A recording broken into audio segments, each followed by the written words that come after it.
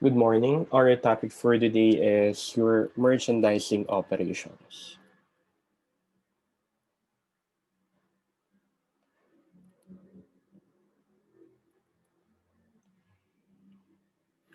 And in your merchandising operations, of course, it's still the same with the cycle of servicing business. However, here we need to learn how to account for the merchandise. We need to account for the merchandise. So, first, what is a merchandising business?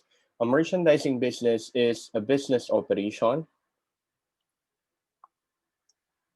that is engaged in buy and sell of merchandise.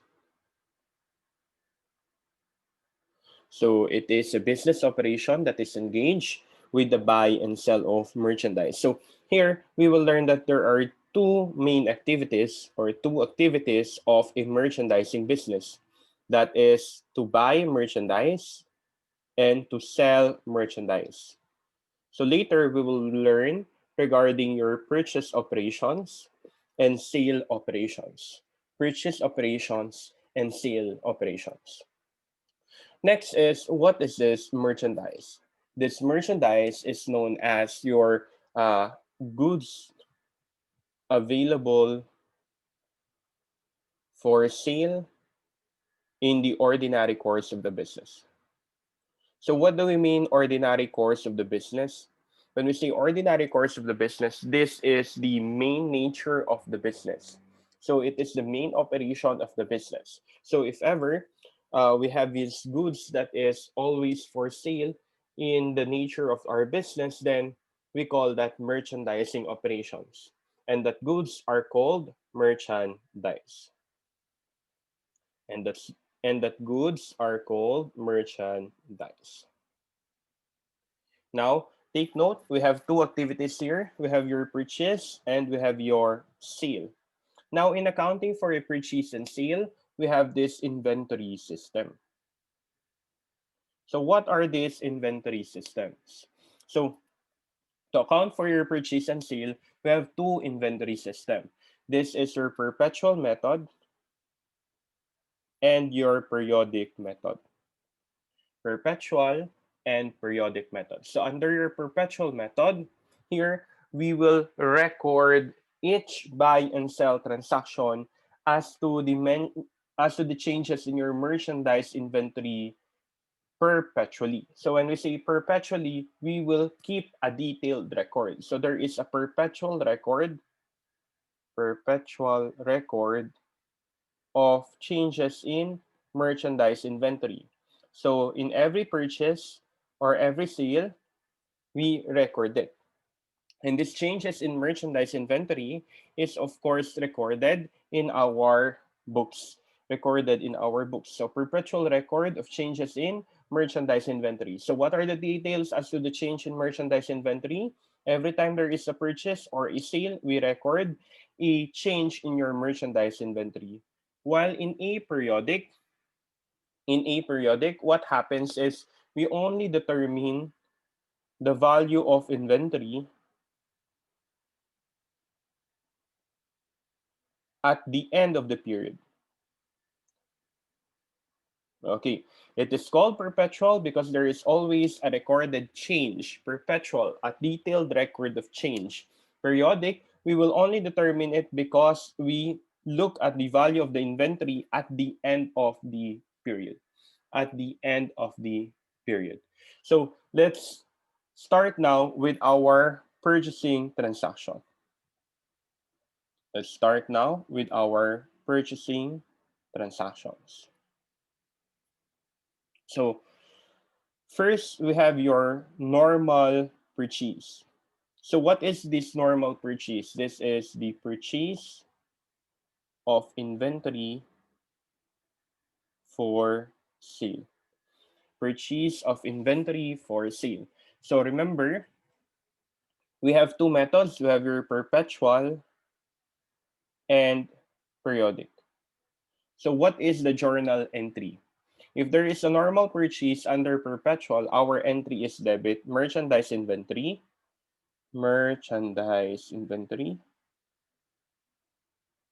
credit, cash, or accounts payable. Credit, cash, or accounts payable. So, sir, why should we credit cash or accounts payable? What should we really credit? So, it depends, guys. If you purchase the inventory through cash, you credit cash. If you purchase the inventory on account, you credit accounts payable. You credit accounts payable. How about in your periodic? How do we record? We debit purchases and we credit cash or accounts payable. Cash or accounts payable. So, for example, ABC company purchased 300,000 inventory on account. So how do we record that in perpetual? We debit merchandise inventory, we credit accounts payable 300,000.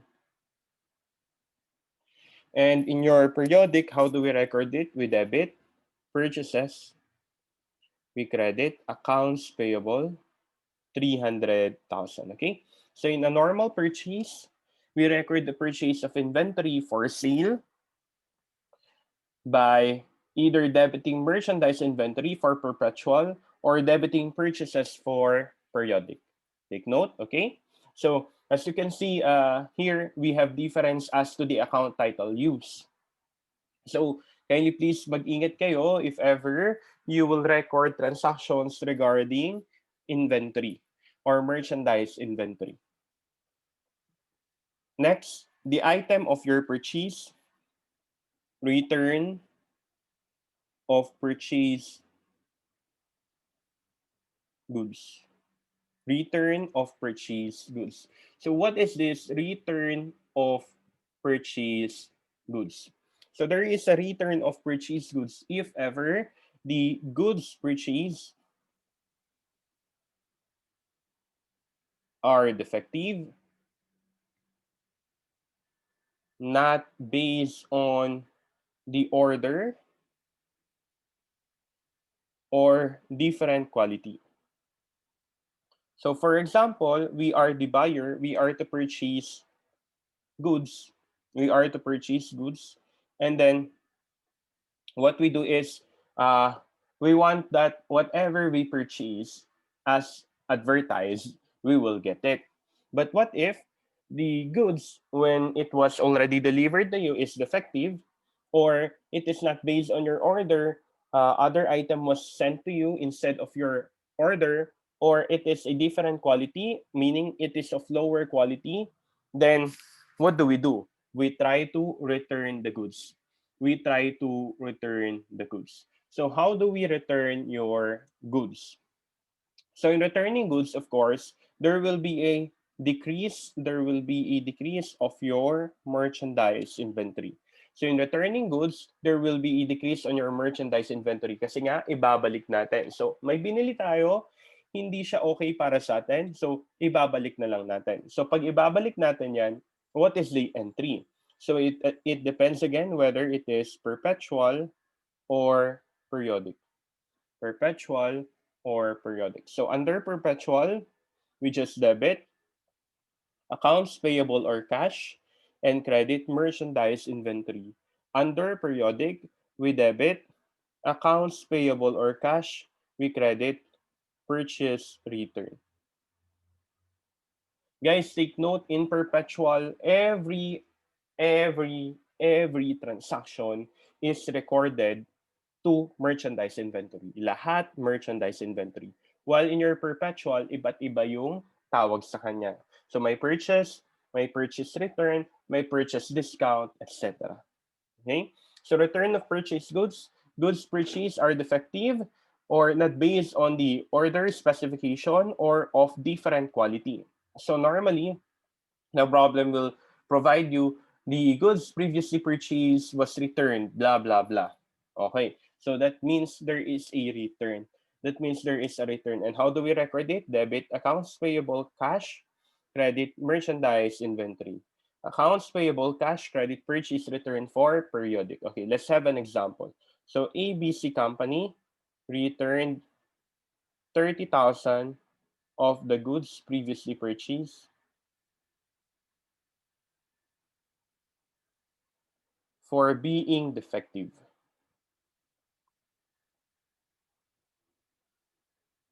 Okay? ABC company returned 30,000 of the goods previously purchased for being defective. So how do we record that in your perpetual? We debit accounts payable, we credit merchandise inventory. Sir, why accounts payable? So look in our previous example. ABC company purchased 300,000 inventory on account. So since this is on account, if we will return it, we also debit accounts payable. Sir, what if the initial purchase is cash? If the initial purchase is cash, then we can debit cash. But here, our initial purchase is accounts payable. So we debit accounts payable at what amount? 30,000. How about in your periodic? We debit accounts payable. We credit purchase return 30,000. 30,000. Okay? So that's for the return of goods.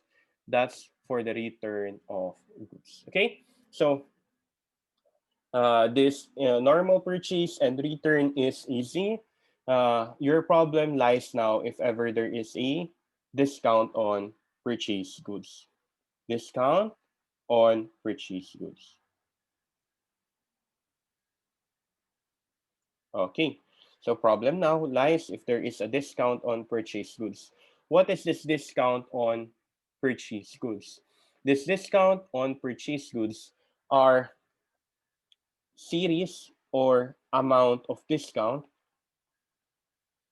provided by the seller to the buyer. Take note, if we are in the purchasing transaction, we are the buyer. If we are in the purchasing transaction, we are the buyer. Therefore, in the discount on purchased goods, what we have here is we receive a discount. We receive a discount. And what is this discount? This discount can either be a trade discount or a cash discount. This discount can either be a trade discount or a cash discount. A trade discount is based on bulk buying, while a cash discount is based on prompt payment. Sir, what do we mean by bulk buying? When we say it is on trade, it means that when you purchase your merchandise, you purchase in lots of quantities. So for example, you just don't purchase for one quantity or two quantities or 10 quantities, but you order hundred thousands of it or millions of it. So that is a bulk buying. So if that is a bulk buying, normally the seller will provide a trade discount. While a cash discount is provided based on the prompt payment of the buyer, based on the prompt payment of the buyer. So if the buyer will promptly pay within the specified time, then we can have a cash discount. Then we can have a cash discount. Next, a trade discount is not recorded in the books. Not recorded in the books. So we will record it at net of trade discount. Net of trade discount. Okay? How about a cash discount? It is recorded in the books. Recorded in the books. Okay? So a trade discount, take note, it will not be recorded in the books. Therefore, we record the amount net of trade discount. While your cash discount is recorded in the books, therefore we'll still need to record any discount in case we apply for the discount. Okay?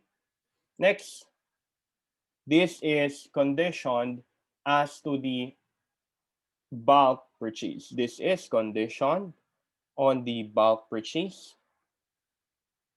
So take note, while your trade discount is given because of bulk buying, but your cash discount is conditioned upon payment within the credit period. It is conditioned upon payment within the credit period. Now, our problem is, what is this credit period? What is this credit period? We know this one as your credit term. We know this one as your credit term. So, for example, we have this particular credit term, 20, 10, 5, 2, 15, and 30. 20, 10, 5, 2, 15, and 30. What is this 20, 10, 5? This 20, 10, 5 is known as your trade discount applicable. This is the amount of the trade discount applicable, and you apply it successively. You apply it successively. While here, 215 and 30 means 2 here is the cash discount. 15 here is known as your discount period. So what does that mean? So 215 means you will get 2% discount if you pay within 15 days. Okay? If you pay within 15 days. We call that one your discount. So you will get 2% discount to discount on the cash discount, 15 as a discount period, meaning you will get 2% discount if you pay within 15 days. How about this N30? N30 means this is the due date. So meaning it is due after 30 days. So what does that mean? This means that there is no discount if paid after 15 days, and it is due after 30 days. Okay? So the N30 again means the due date. So the 30 there is the 30 days discount, 30 days credit period. So that is the end of the credit period. So dapat within 30 days magbayad ka na. Now, if we interpret N30, it means no discount if paid after 15 days and it is due after 30 days. Okay? So take note of our credit term. 210.5 again pertains to your trade discount. So 210.5 trade discount applicable successively. And then we have here 215, which is the cash discount or the discount period. You will get 2% discount if you pay within 15 days. And then we have your N30, which is the due date, meaning it is due after 30 days. No discount is paid after 15 days, and it is due after 30 days. What do we call this? Your credit term. So how do we apply your credit term? So let's have an example in the computation of your credit term. So for example, you purchase 200,000 pesos with term 20, 10, 5, 2, 15, and 30.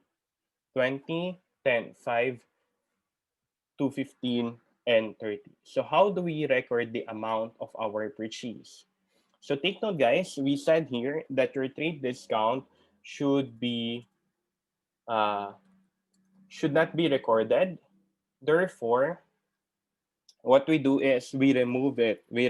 So how do we record it then? So ganito ang gagawin ninyo, guys. So purchase 200,000, kunin nyo muna yung 200,000. What do we mean by 200,000? What do we mean by 200,000? The 200,000 is the amount of our list price. The amount of our list price. So if ever it is the list price, this is the actual price, not net of discount. So 200,000 here is the list price, not net of trade discount. But if ever that is the invoice price, it is already net of trade discount. Take note of this. If it's list price, not net of trade discount, invoice price, net of trade discount.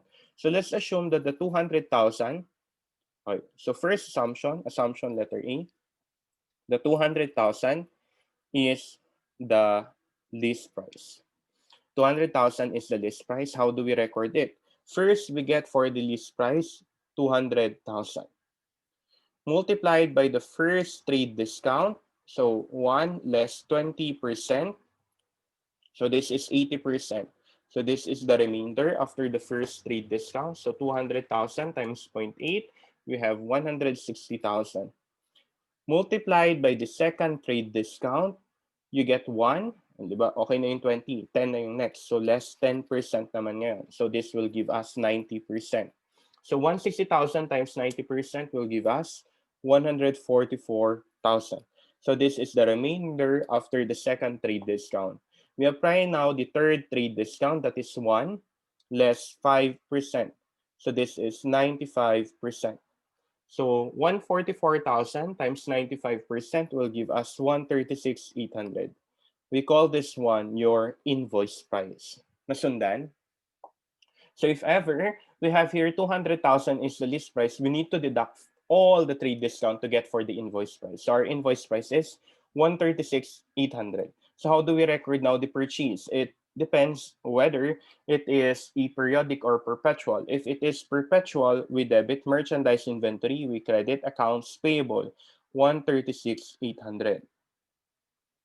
But if that is periodic, then we have here purchases and then accounts payable 136,800.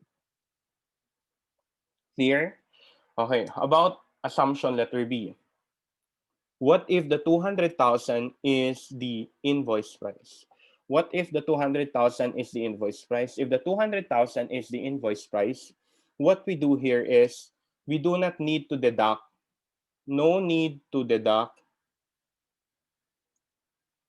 the trade discount. Why? Because we said invoice price is net of trade discount. So what do we do if the 200,000 is the invoice price? We just record it either as your perpetual or periodical. Perpetual, we debit merchandise inventory, credit accounts payable, 200,000. And then we have your periodic, we have your purchases, credit accounts payable, 200,000. Again, guys, regarding your trade discount, we have these two types of prices, whether it is a list price or invoice price. If that is a list price, it is not net of trade discount. So from list price, you just need to get for the, from the list price, you need to get for the invoice price. While if that is the invoice price, no need to deduct the trade discount. No need to deduct the trade discount. So you need to determine based on the problem, if ever the problem tells you that is the invoice price or the list price, so that you know whether to deduct or not to deduct the amount of our trade discount. Okay? Clear? Now, after knowing about your trade discount, take note guys, a trade discount is not recorded in the books. It is not recorded in the books. So here, it is not recorded in the books. Since it is not recorded in the books, what we do here guys is that we directly deduct it at the time of recording. Kaya nga dito sa ating list price, dineduct natin muna siya. Pero sa invoice price, ang ginawa natin, ni-record natin agad siya. Ni-record natin agad siya.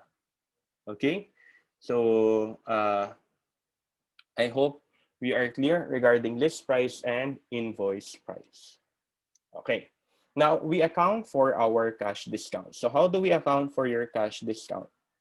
Your cash discount is accounted either at gross or at net. So what is the cash discount in our problem? Ito yung cash discount natin, di ba? 215 and 30.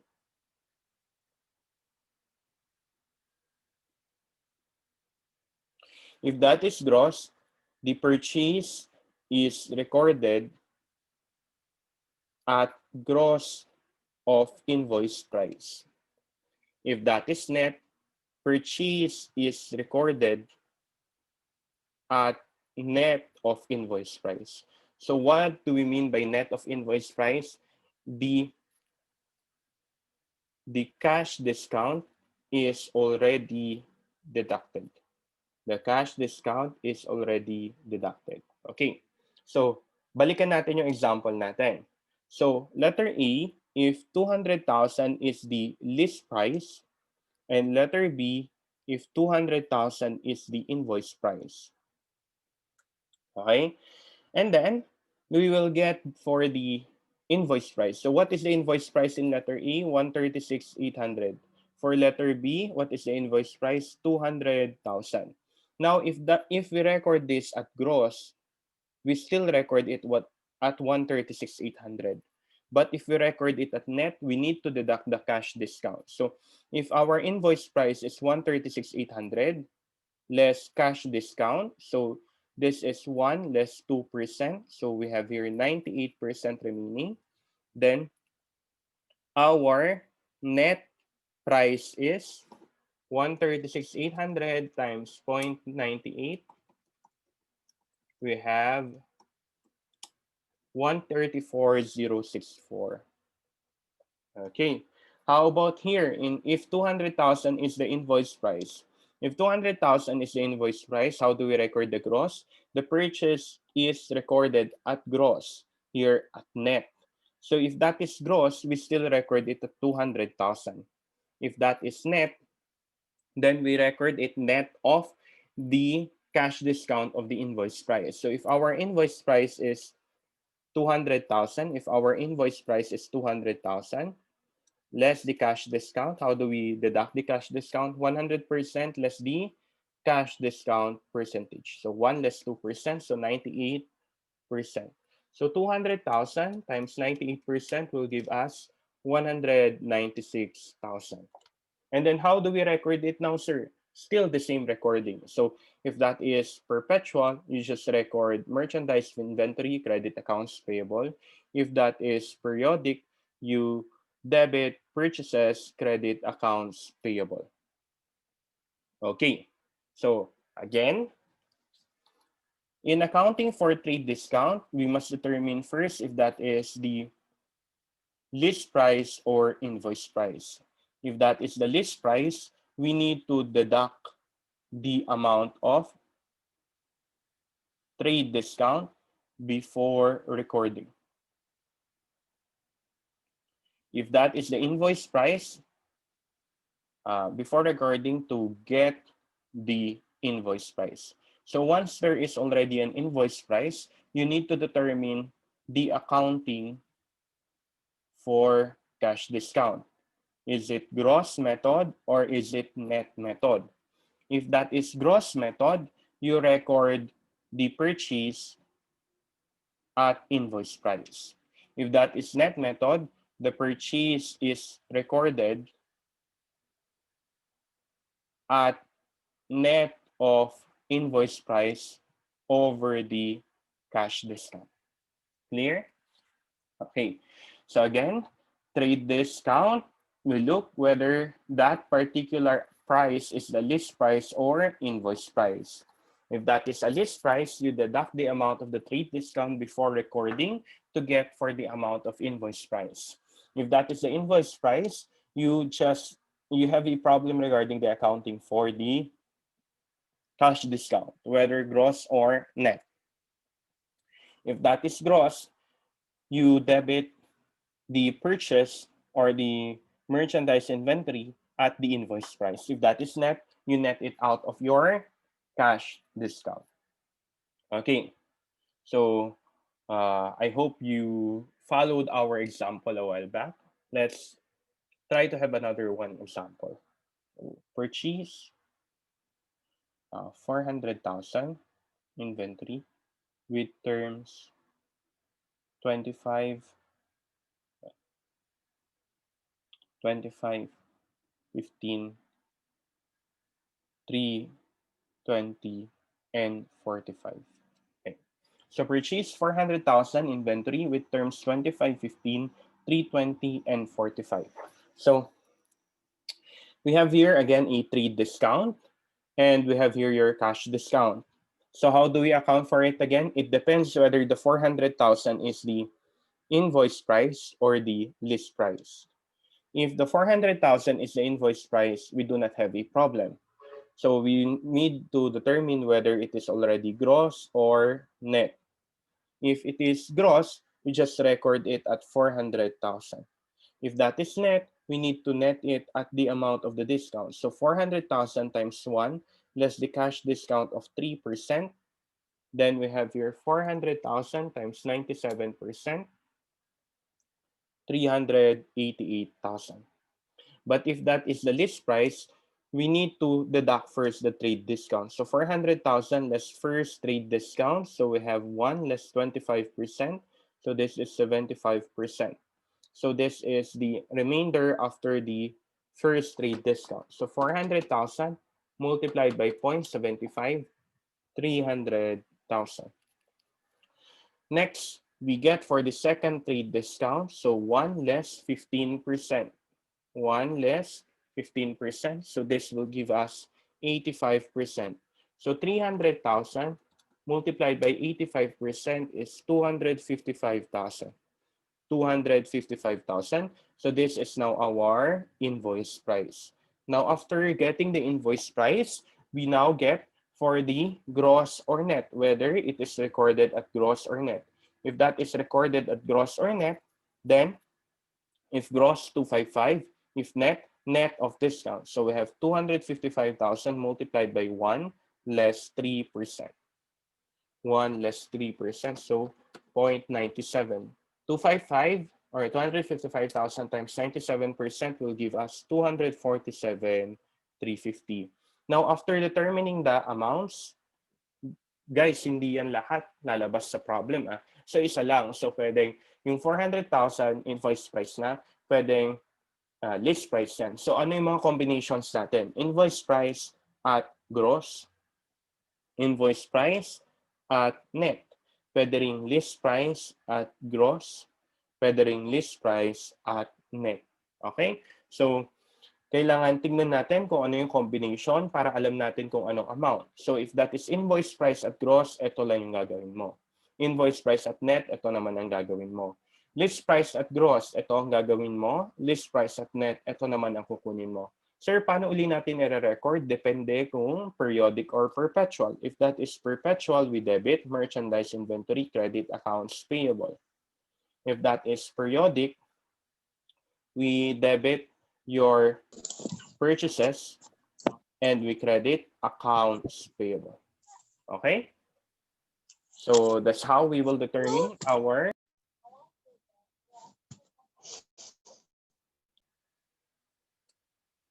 So again, after knowing our accounting for our initial price as to whether it is recorded at gross or net, we now subsequently account for the cash discount. So how do we subsequently account for the cash discount?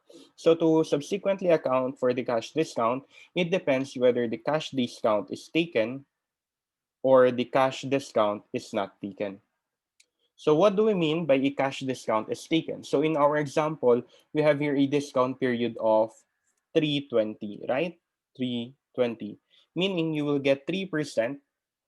You will get 3% if you will pay within 20 days. So if the cash discount is taken, it means, guys, that if the cash discount is taken, it means that you paid within 20 days. Okay, so you paid within 20 days or paid within the discount period. You paid within the discount period. If ever, guys, it is not taken, it means it is not paid within the discount period. Not paid within the discount period. So here, guys, what we do is we compute for the discount period by getting for the date of purchase, we exclude that, and we include the date of payment. So exclude the date of purchase, include the date of payment. Or ang shortcut natin dito, guys, ganito. Date of payment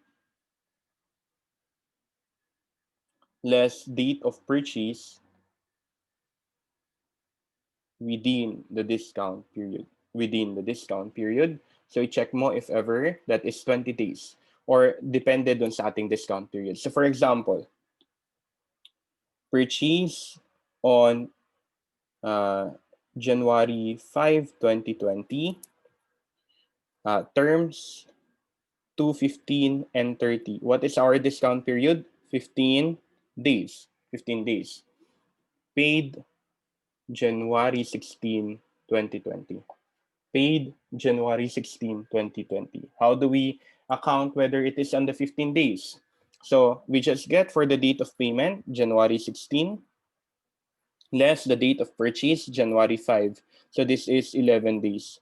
Is it within the 15 days? Yes. So cash discount is taken. Cash discount is taken. Another example, to determine whether the cash discount is taken or not. Take note, to determine whether the cash discount is taken or not, we need to determine whether it is within the discount period. Sir, how do we know the discount period again? Based on the term. So dito, 15 days yung term natin. So what if this is the problem? Purchase on March 12, 2020. Term is 320 and 50. Paid March 31, 2020. Okay. So what is the date of payment? March 31. What is the date of purchase? March 12. So how many days? 31 less 12 is 19 days. 19 days. So is it within 20 days? Because our cash discount now is 20 days. Is it within 20 days? The answer is yes. Therefore, cash discount is taken. Clear? Okay. Another example. Purchase on September 12, 2020. Term 315 and 30. Paid 9/28/20. Okay, so we get for the date of payment 9/28 less date of purchase 9/12. So this will give us 16 days. What is our term? 15 days. Is it within? Is it within the discount period? The answer is no. Therefore, cash discount is not taken. Cash discount is not taken. Clear? Okay, we go back. So how do we determine your cash discount? If ever we apply the cash discount or not. So we determine if ever cash discount is taken or cash discount is not taken. So when do we say that the cash discount is taken? The cash discount is taken if ever it is paid within the discount period. What is the discount period? It is shown in your credit term.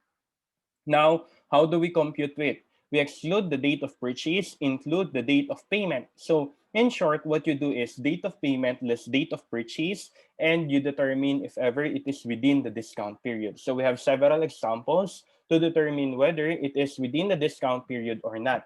Sir, why is it important for us to determine whether our purchase is within the discount period or not? So to properly account for the cash discount. Because what we account here now is the payment of purchase. What we account now is the payment of purchase. Is it with discount or without discount? Because take note guys, sabi natin, cash discount is conditioned with prompt payment. Conditioned with prompt payment. Now we have a payment. Now question is, do we have a discount or we don't have a discount? So you need to determine whether there is a discount or there is no discount. Now, after determination whether there is a discount or no discount, we are now ready to account for it. So it's either perpetual or periodic. Perpetual or periodic. So under perpetual, if ever paid within the discount,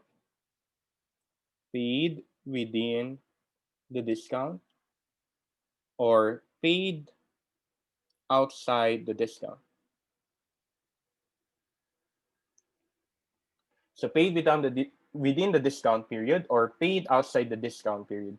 If paid within the discount period and it is recorded at gross or at net. gross or net. If that is recorded at gross, we record it this way. So we debit first your accounts payable, credit merchandise inventory at the amount of discount, credit cash. Take note, guys, in perpetual, everything regarding your merchandise inventory is affected through your merchandise inventory. If that is net, we just record it accounts payable. So we just record it accounts payable and cash. So debit, accounts payable. Ayaw magsulat.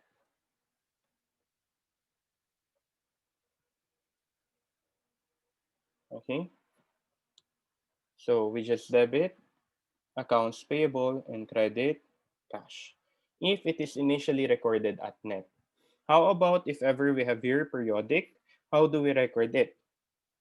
We debit accounts payable, credit purchase discount, cash. What is this purchase discount? This is your amount of discount.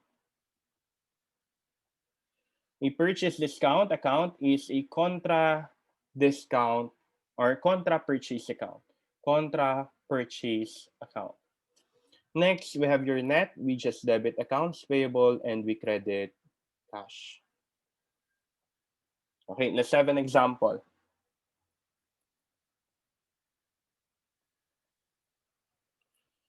Purchase an inventory with invoice price of 200,000 with terms 315 and 30. 315 and 30. So, assuming if the purchase is recorded initially at gross. If the purchase is recorded initially at gross, how do we record it? Okay, so how do we record the discount? If the purchase is recorded initially at gross and paid within the discount period, how do we record the discount? So if that gross, it depends if ever it is perpetual or periodic. So balikan natin yung entry natin dito. So pagka perpetual yan na gross, eto. Pag periodic yan na gross, eto naman. Sorry, wrong spelling pa yung gross ko. Ayan. Wrong spelling pa rin siya sa sobrang daming S. Anyway, so perpetual, we record now in our entry, accounts payable, merchandise inventory, and cash. So how much is the accounts payable? Ang utang natin initially ay 200,000 because that is the invoice price. And how much is the amount of our discount? To compute for the amount of the discount, that is the invoice price of 200,000 multiplied by the discount of 3%. So 200,000 times 3% is 6,000. So our cash now is 200,000 less 6,000, 194,000. 194,000. How about your periodic? Under your periodic, we just debit accounts payable, 200,000. And we have here purchase discount. What is the amount of our purchase discount? Invoice price of 200,000 multiplied by our discount rate of 3%. So this is still 6,000. And then we have here cash of 194,000.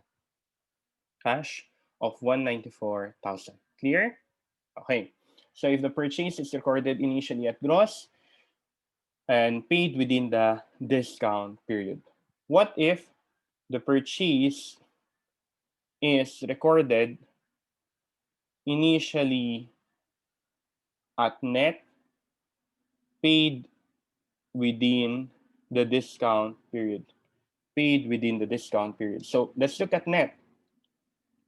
So for our net, we have here accounts payable and cash, but we get for the net amount of our accounts payable. So what is the net amount? Net amount is equal to your invoice price less any cash discount. So this is equal to 200,000 multiplied by 1 less 3%.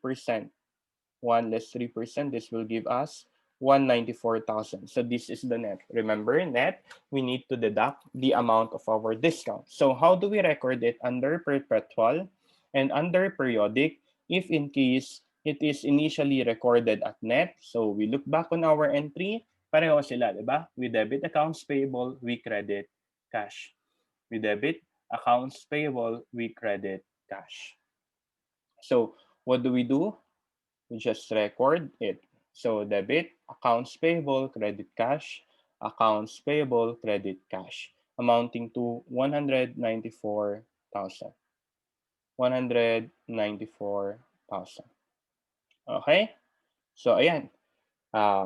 Our example, if ever discount is if discount is got by the company, or if ever we get the discount due to the payment. So payment is within the discount period. Payment within the discount period. Okay. How about if ever payment is outside the discount period? Payment is outside the discount period.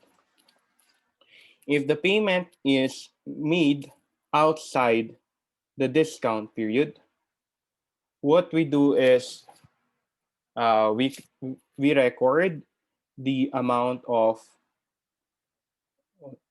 ayan. So perpetual periodic paid within the discount period. So perpetual periodic paid outside the discount period. So again, we have two, gross or net. Gross or net. If payment is outside the discount period and that is gross, we just debit accounts payable, credit, cash. How about if that is net? If initially it is recorded at net, we debit accounts payable, we debit merchandise inventory, we credit cash. If that is periodic, gross, we debit accounts payable, we credit cash. If that is under net method, we debit accounts payable.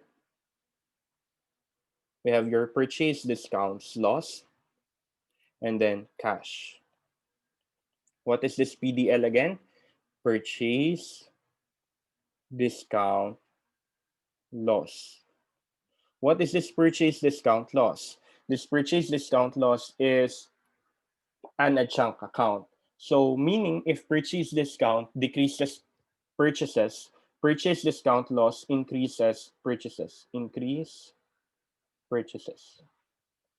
Okay, so we're done with payment within the discount period. So ayan yung mga entries natin, if ever within the discount period.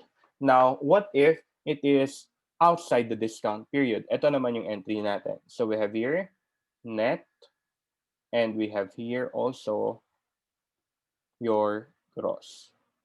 Okay, so let's make use of our example a while back para hindi na tayo masyadong mahirapan pa.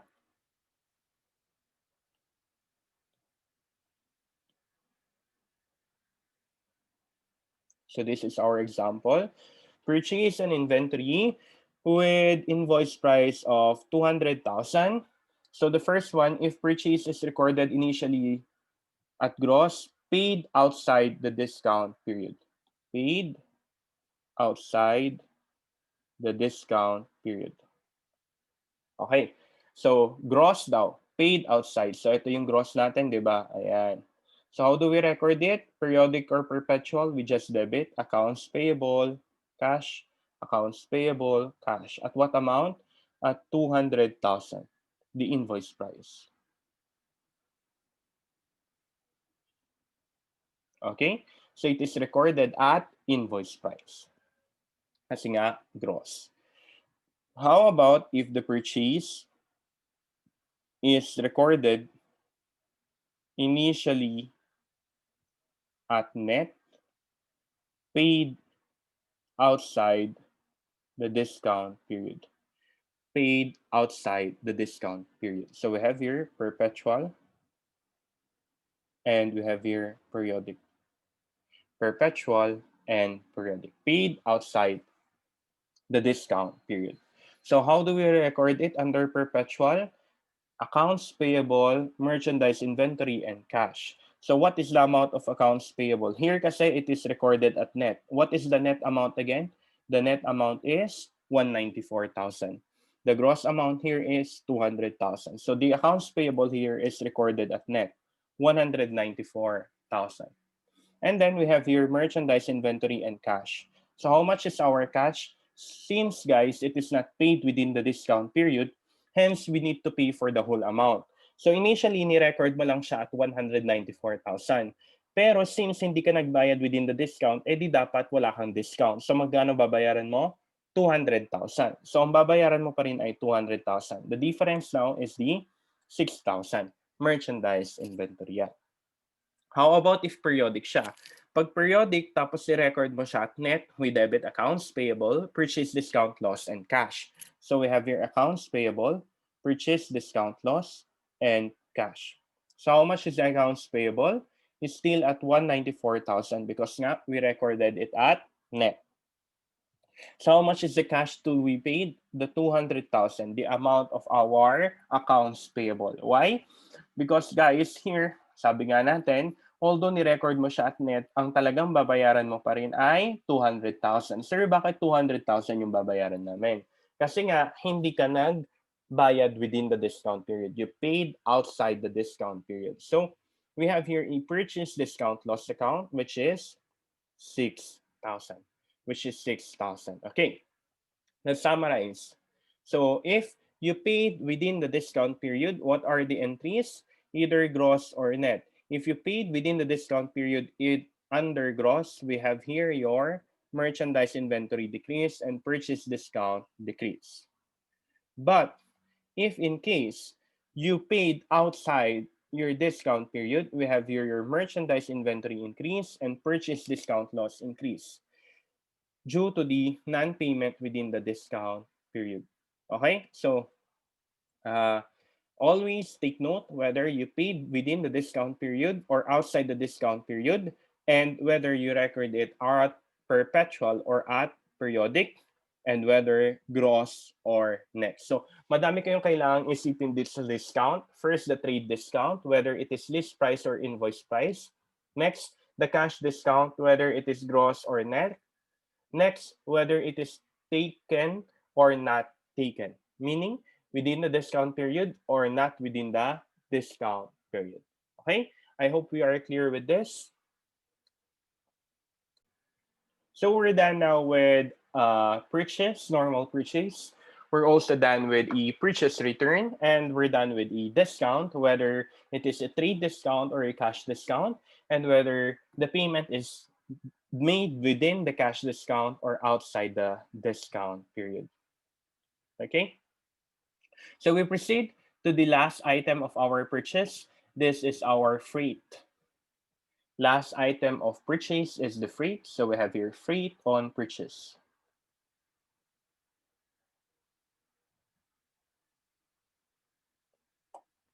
So what is this freight on purchase? This freight on purchase is known as the transportation cost on purchase. This is known as your transportation cost on purchase. So this transportation cost on purchase depends again whether it is known as your perpetual or periodic. So here in your perpetual, how do we record the freight cost? So let's say we have a purchase. So we debit purchase, and then we credit accounts payable or cash. In, perpetual pala to. So merchandise inventory. In your periodic, we have here purchases, and then we have your accounts payable or cash. So how do we record the transportation cost? So here in your perpetual, inside the merchandise inventory, this is equal to your cost plus transportation cost. Under periodic, we have your purchase, and then the transportation cost is debited on your freight in. So here. Pero sa perpetual, take note, nakasama na dati dun sa ating merchandise inventory. So how much is the total accounts payable or cash? It depends whether the freight is paid in cash or freight is an accounts payable. So what are the freight terms for the buyer? So we are the buyer here because we are purchasing. So we have this following freight terms. So first freight term is to determine the ownership over the goods while in transit. To determine the ownership over the goods while in transit. So what are these freight terms? You have your FOB shipping point and FOB destination. FOB shipping point and FOB destination. Again, what is the use of this freight term?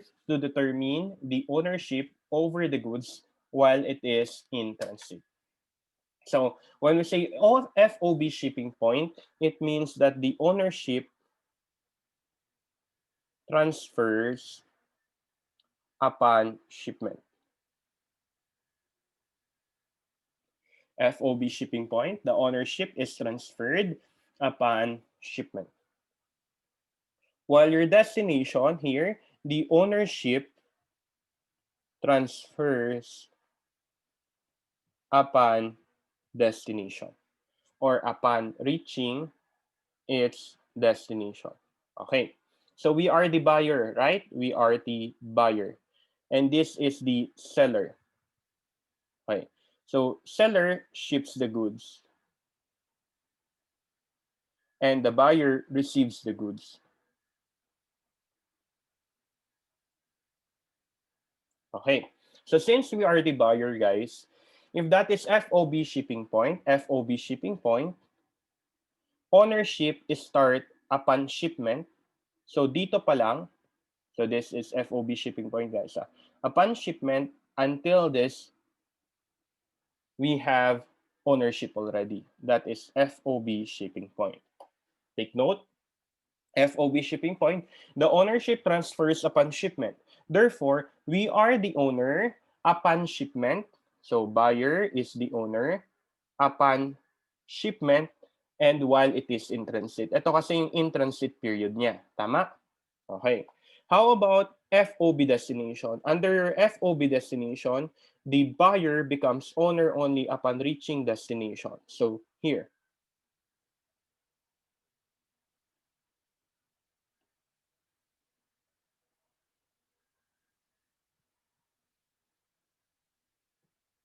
Upon reaching destination. Clear? Okay. So here we have your seller and your buyer. Take note, when seller ships the goods in transit and then upon reaching destination, when can we say that the buyer is the owner? The buyer is the owner of the merchandise at the time of shipment for FOB shipping point. Take note, the buyer is the owner upon the shipment if ever it is FOB shipping point. While for FOB destination, the buyer becomes the owner only when it reaches its destination. So upon receiving the goods. So clear? So who is the owner? Shipping point? Buyer. Who is the owner? Shipping point? Buyer. How about, di ba kasi kailangan nating determine kung sino yung owner in transit? FOB destination. Who is the owner while in transit? Kailan lang magiging si buyer? Upon reaching destination. So while it is in transit, sino? Si seller. Si seller. So FOB shipping point, sino may-ari? Buyer. FOB destination, seller. Okay, so determine the ownership. Ngayon, alam na natin kung sino yung ownership. Ngayon naman, another freight term to determine who actually paid the cost of the freight. Okay? To determine who actually paid the cost of the freight. We have two terms. We have your freight prepaid and we have your freight collect. Freight prepaid and we have your freight collect. So what about your freight prepaid? It means that the freight cost is prepaid. It means it is already paid by the seller. Okay. Freight prepaid, the freight cost is prepaid, therefore it is paid by the seller. Freight collect, the freight is to be collected. The freight is to be collected. Kanina i-collect, therefore it is paid by the buyer. So it is collected upon reaching its destination. Okay, freight prepaid, the freight is prepaid. Freight collect, the freight is to be collected upon reaching in destination. Therefore, who actually paid it? It is paid by the buyer. It is paid by the buyer. So to answer who actually paid the cost of the freight prepaid who? Seller. Freight collect, buyer. Problem now arises if ever we have these different combinations. So we have FOB shipping point, and then we have FOB destination.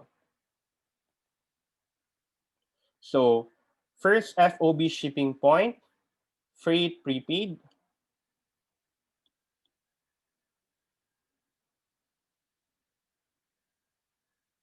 FOB shipping point, freight collect. FOB destination, freight prepaid. FOB destination, freight collect.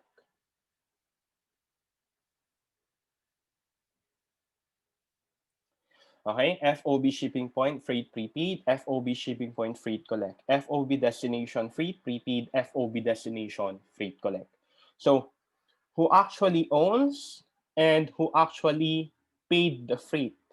Okay, FOB shipping point, who owns again? Shipping point.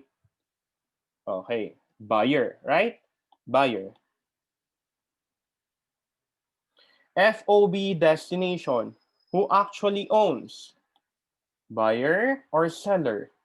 FOB destination, who actually owns? Seller. FOB destination, seller. Next, freight prepaid, who actually paid? Freight prepaid, who actually paid? Seller. So freight prepaid, freight prepaid. So seller, seller. Freight collect, who actually paid? Freight collect, who actually paid? Buyer. So freight collect, buyer. Buyer.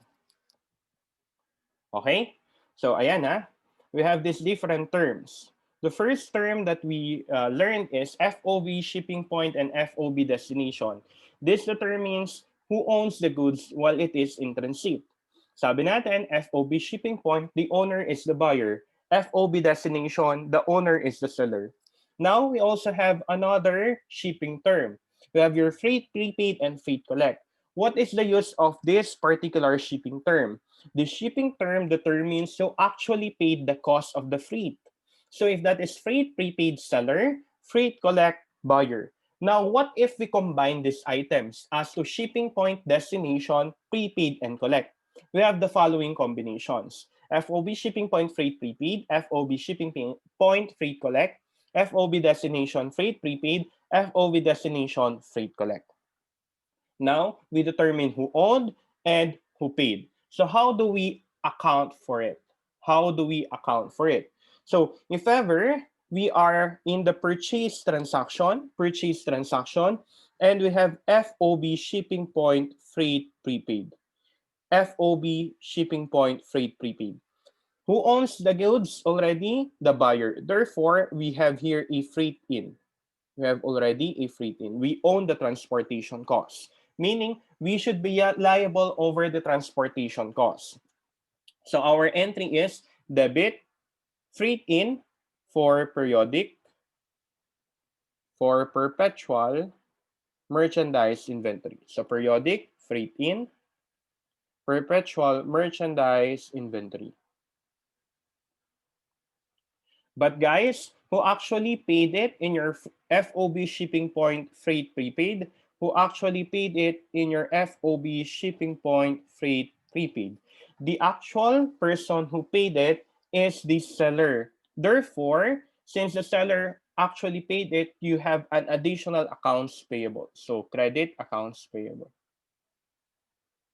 So guys, if in case the term of the shipping is FOB shipping point freight prepaid, you debit freight in, you credit accounts payable. For periodic. For perpetual, you debit merchandise inventory, you credit accounts payable. Clear? Why? Why freight in or why merchandise inventory? Because we own the goods. Ayan o, buyer. Buyer own the goods. Wait, anong kulay kaya? Ito. Ayan. Buyer owns the goods. Therefore, what we do is we need to record that. But what if the seller owns the goods? We do not have a freight in, okay? Freight in or merchandise inventory will be increased if we own the goods. And that is in the case of FOB shipping point. Clear? Okay, next. FOB shipping point freight collect. FOB shipping point freight collect. So how do we record it? So we have here periodic and perpetual. Who owns the goods in FOB shipping point? Buyer. Who actually paid it? Freight collect. Who actually paid it? Freight collect. Buyer.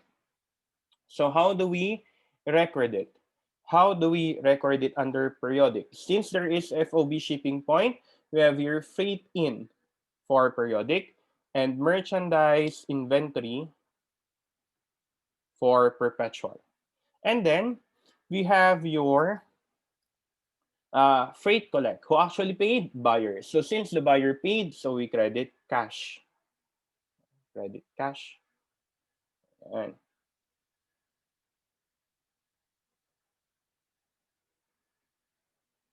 FOB shipping point freight collect. Clear? FOB shipping point, who paid it? Buyer. Who owns it? Buyer. Who paid it? Freight collect. Buyer. So we paid it in cash. A while back, freight prepaid, it is the seller. So we have an additional accounts payable to this seller. Clear? Okay. Hopefully it's clear with you. So that is FOB shipping point. Take note, only when there is FOB shipping point that we record freight in. Only when there's FOB shipping point that we record freight in. The third item here is the FOB destination freight prepaid. FOB destination freight prepaid. So what do we mean by FOB destination freight prepaid again? Who owns the goods FOB destination? Seller. Who actually paid it? Seller. So do we have anything that affects the buyer? So no transaction that affects the buyer. And take note, we are the buyer, so no entry under our books. Okay? No entry under our books because we are the buyer. Kasi ito, both seller. Clear? Both seller. Next, last item, FOB destination, freight collect. FOB destination, freight collect. FOB destination, who owns it? Seller. Who paid it? Buyer. So what do? We paid in advance. We paid in advance. So what is the treatment of this one? What is the treatment of this one? So we paid it, right? So periodic and perpetual. So we paid it. So we credit cash. We paid it. We credit cash. However, guys, take note. Who owns the freight? It is the seller. So what is the treatment? This is as if a payment on our accounts payable. It is as if a payment on our accounts payable. So your entry is debit accounts payable, credit cash, whether periodic or perpetual. Whether periodic or perpetual. Okay, so let's summarize. FOB shipping point freight prepaid, who owns it? Buyer. Who paid it? Seller. Since buyer, we need to record freight in. So FOB shipping point, we have here both freight in. The main problem now is how do we account for the payment? Since freight prepaid, this is paid by the seller. So we have an additional accounts. Freight collect, who actually paid it? It is us. Therefore, we credit cash. Okay? FOB shipping point, whether freight prepaid or freight collect. Now, FOB destination. Take note here, who actually owns it? The seller. Now, we need only to determine whether that transaction affects us as the buyer. If that is freight prepaid, FOB destination, seller, it does not affect at all any of our transaction, meaning it does not pertain to the buyer. Therefore, we will not make any entry. No entry. How about FOB destination, freight collect? If that is FOB destination, freight collect, who owns it? Seller. Freight collect, buyer. So what is the treatment of our freight collect? In a freight collect, we are to pay cash. Okay? So ayan, nagbayad tayo ng cash. So what is the treatment of that? It's as if it is a payment on our accounts payable. So we debit it with accounts payable, whether periodic or perpetual. Whether periodic or perpetual. Nasundan? Okay. So periodic, ang tawag natin sa FOB shipping point, freight in. Pero sa perpetual, ang tawag ay merchandise inventory. Merchandise inventory. Clear? Okay. That's all for our purchase transactions. So what are the items that we discussed? We have your normal purchase. We have your returns and allowances. We have your discounts, and we have your freight. Take note, guys, you only record the purchase once ownership passes. Okay, so what if that is FOB shipping point? Pag nakalagay dun FOB shipping point, record it agad-agad. Record it agad. Ayan.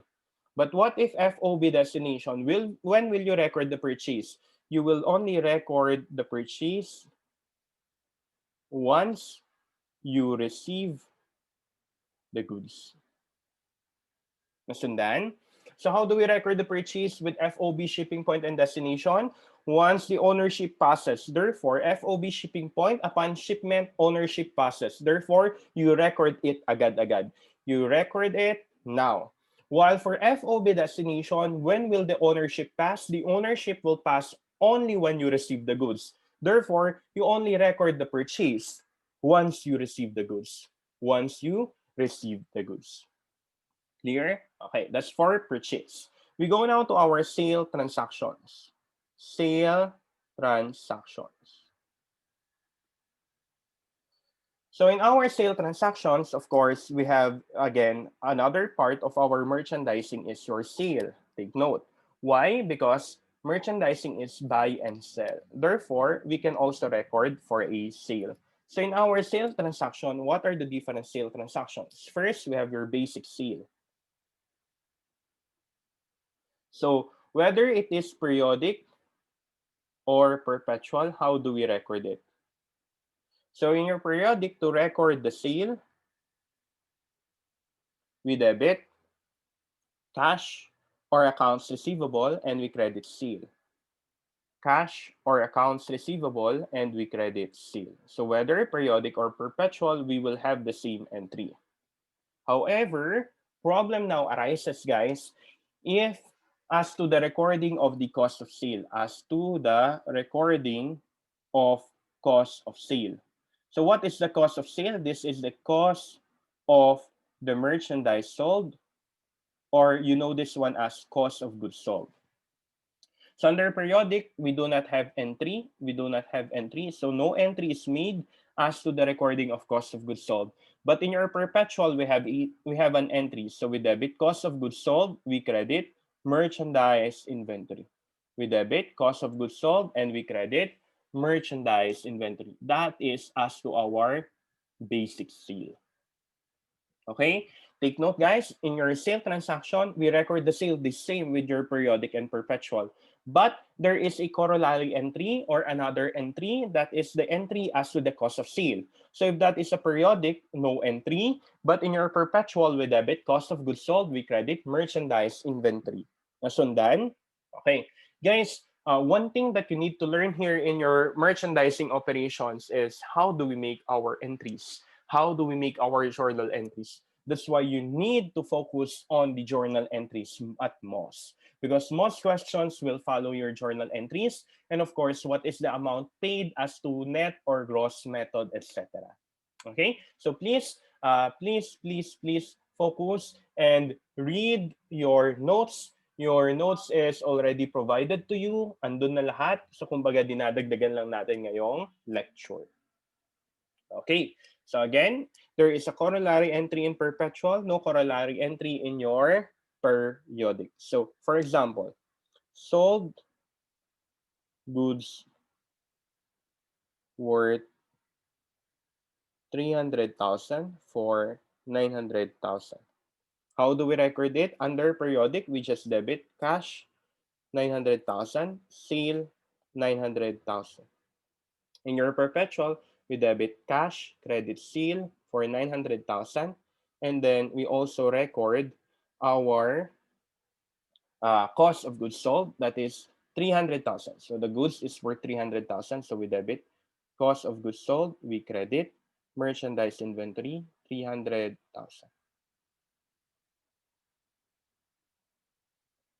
Okay, so that's how we will make our entry for a basic sale. So in your periodic, take note, no corollary entry. In perpetual, there is another entry regarding your cost of goods sold. Next, you have your sales returns on allowance. Sales returns or allowance is the same concept with your purchase return. So kung ikaw purchase ka kasi tingin mo sira yung merchandise, defective siya, not based on your specification, or kulang yung quantity niya, or not based on the quality, then what you do? You return it. So in the concept of a buyer, we call that purchase return. In the concept of the seller, in which we receive the returned merchandise, we call that sales return. We call that sales return. So what is our entry on your sales return? So entry as to sales return. So whether that is periodic or perpetual. If that is periodic, our entry is debit sales return, credit, accounts receivable or cash.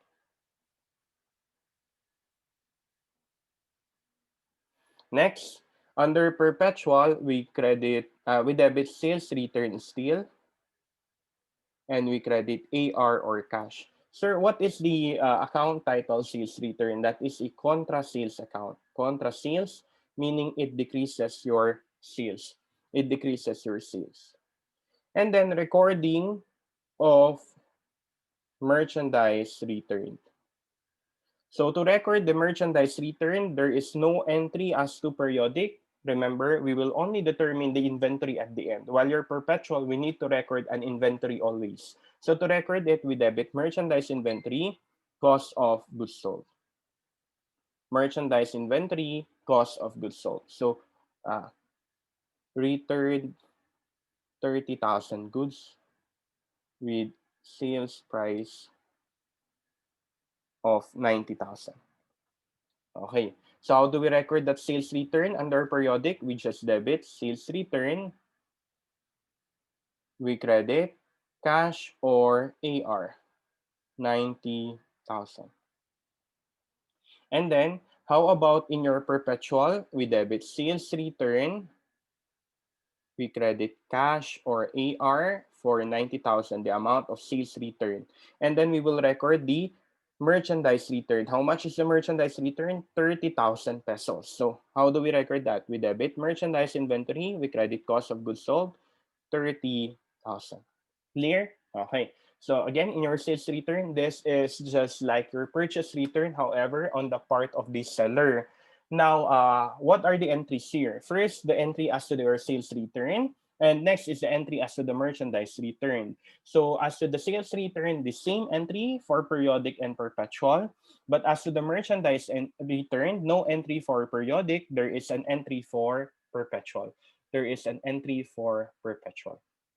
Next, we have your sales discount.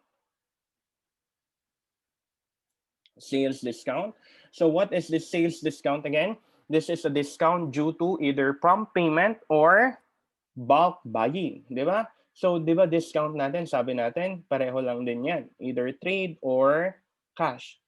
Trade discount is for bulk buying, while cash discount is for prompt payment.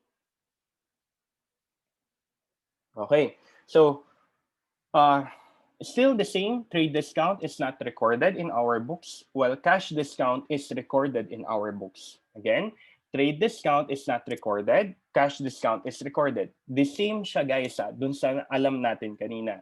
Pareho pa rin yung concept ng trade at saka yung cash. And yung cash discount, take note, pwede pa rin yung i-record at gross or at net.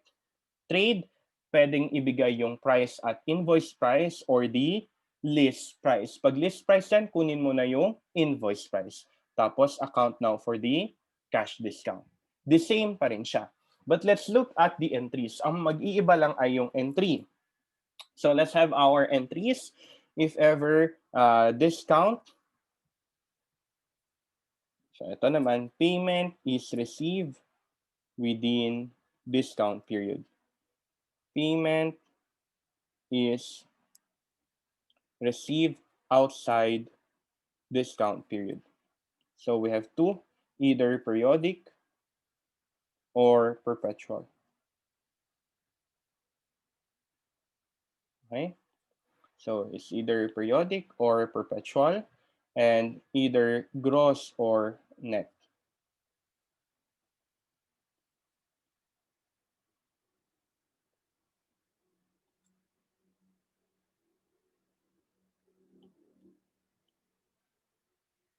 Hindi ata kakasya. Okay, we just delete this first. We discussed first, payment is made within the discount period. So we discussed first, payment is made within the discount period.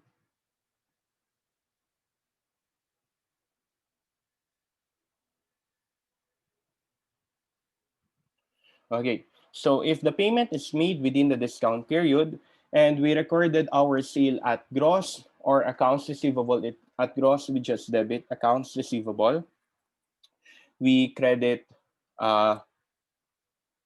we debit cash.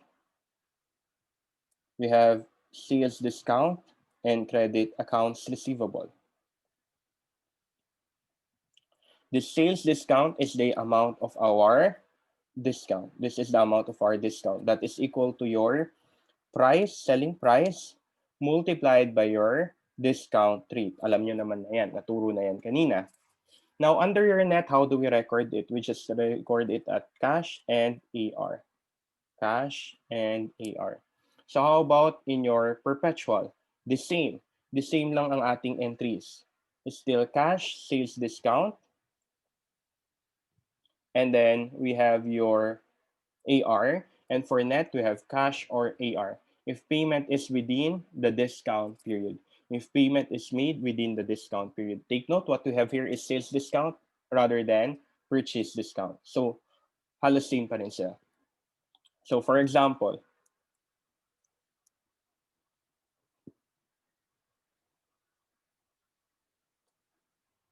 with an invoice price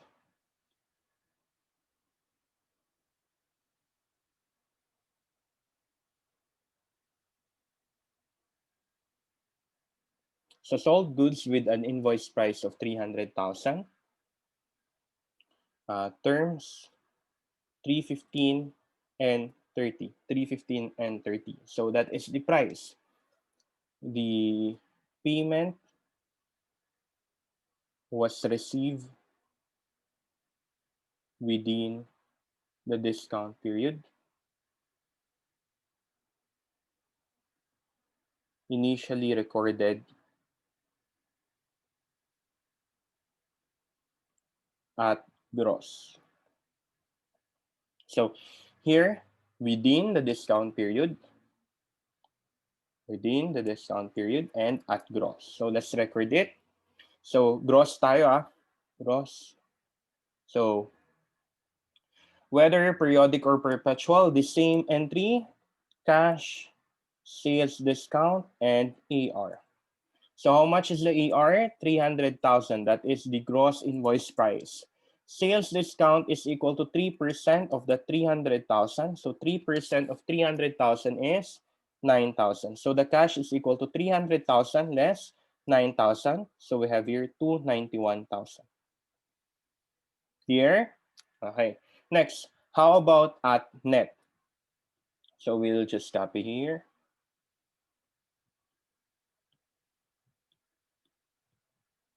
Sold goods with an invoice price of 300,000, term 315 and 30, the payment was received within the discount period, recorded initially at net. Okay. If at net, our entry is the same. We just debit cash, we credit AR. But take note, the AR should be at net already. So to get for the net, we have 300,000 times 1 less the discount period and the discount rate. So 300,000 times 1 less 3% or 97% will give us 291,000. Okay? 291,000. So here we have net at net. So whether periodic or perpetual, the same. Okay. So ayan na. If ever, the sales discount is made within the discount period. So take note, ang ginamit na word dito ay receive. Kanina, payment was made. Made. So nagbayad tayo. Dito naman, payment is received kasi sales discount naman siya. How about if ever payment is received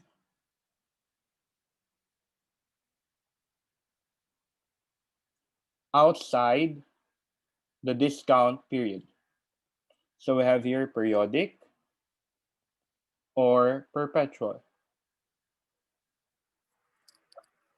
Payment is received outside the discount period. We have here periodic or perpetual. So under periodic, guys, again, that can either be gross or net. Perpetual, we have here gross or net. So if payment is received outside the discount period, and that is periodic gross, what we record is we debit cash, we credit AR. Perpetual, cash, AR. Clear? How about under net? If that is periodic, we have here cash, and then we have sales discount forfeited, sales discount forfeited, credit, and then a credit to AR. What is the sales discount forfeited? Sales discount forfeited. The sales discount forfeited is an increase to sales. It is an adjunct account to sales. It will increase your sales. We call it sales discount forfeited. That is the amount of sales discount not taken. Discount not taken. How about in your perpetual net? Under perpetual net, we just debit cash. We credit your sales. And then AR. Okay? So, sir, pwede ba rin namin gamitin yung sales discount forfeited? Actually, pwede nyo rin gamitin yan sa net. Pero kasi more of pang periodic yung word na forfeited. So, ang gagawin mo na lang, idagdag mo siya as sales. So, cash, sales, AR. Okay? So, you will increase your sales in your net method. You will increase your sales under net method. So let's have this as our example. We just copy this.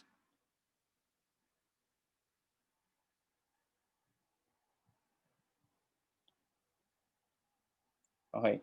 Sold goods with an invoice price. Sold goods with an invoice price of 300,000, term 315 and 30.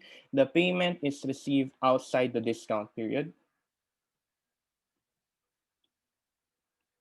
Outside the discount period.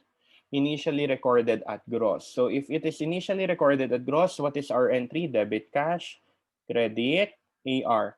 What amount? No problem, 300,000.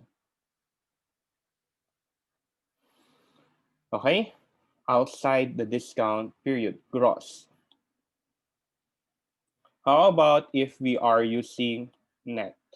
How about if we are using net? We'll just copy this one.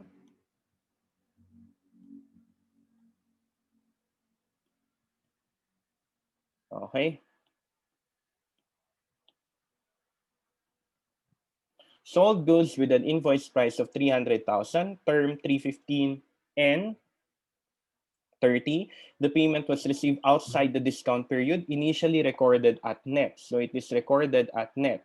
So how do we account for that? If ever at net yan, cash, sales discount forfeited, and AR. So halos the same lang naman sila ng effect, di ba? So we just record it at once. So the amount of AR recorded is at net. So 300,000 times 1 less 3%. So this will give us 291,000. Cash, we received the whole amount of 300,000. Sales discount forfeited is 300,000 multiplied by 3%, 9,000. Okay? So almost the same lang. Palitan mo lang tong sales discount forfeited ng sales. Okay? Periodic or perpetual. The same lang din yung effect niya. The same lang din yung effect niya. Okay? So we're done with 3 items. Normal sale, we have your sales return and we have your sales discount. We already discussed the effect of a trade discount, the effect of a cash discount as to gross or as to net. We go now to our last item for your sale, and that is your freight cost on sale.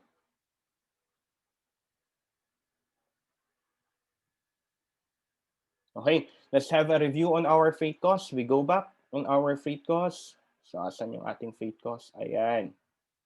So, let's copy this one.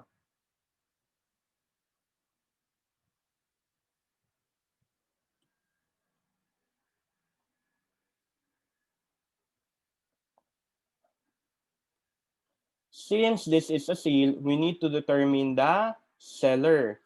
So the ownership focus here is the seller. So who is the seller? Under the seller, FOB destination. FOB destination. So ang gagamitin natin dito ay FOB destination. Kung freight cost on sale dyan, ang tawag natin ay transportation out or freight out. Freight out, whether periodic or perpetual. Whether periodic or perpetual. So here, in our freight cost on sale, take note, we will only record a freight out when if it's FOB destination. Clear? Okay, next. First item, let's discuss your FOB shipping point, freight prepaid. FOB shipping point, freight prepaid. So under FOB shipping point, freight prepaid, the owner is the buyer, but it is paid by the seller. So we paid it. We paid cash. So we credit cash. So what is our debit? What is our debit? You debit accounts receivable. This is treated as if an additional receivable. Treated as if an additional receivable. So whether it is periodic or perpetual, we will have the same entry: debit AR, credit cash. Next, FOB shipping point freight out. FOB shipping point freight collect. Sorry. FOB shipping point freight collect. So under FOB shipping point freight collect, it's both buyer. Therefore, it does not affect the seller. It does not affect the seller. No entry. It does not affect the seller. No entry. Because we are the seller here, therefore, we only account for items that affects the seller. So here, we have your seller, we have your seller, we have your seller. So those items only that affects the seller. Next, FOB destination, freight prepaid. FOB destination, freight prepaid. So under FOB destination, freight prepaid, who actually owns it? Seller. Who paid it? Seller. So we have here cash as the payment, right? And since we own it, we have here transportation out or freight out. Sir, what is a freight out account? This account is an expense account. Okay? Tandaan na, freight in account is addition to purchase. Addition to purchase. While freight out is an expense account. Freight out is an expense account. So since we paid it, so freight out cash. How about if ever it is FOB destination freight collect? FOB destination freight collect. FOB destination, it is the seller. Freight collect, who actually paid it? Buyer. So who actually paid it? Buyer. So dito, as if the payment of buyer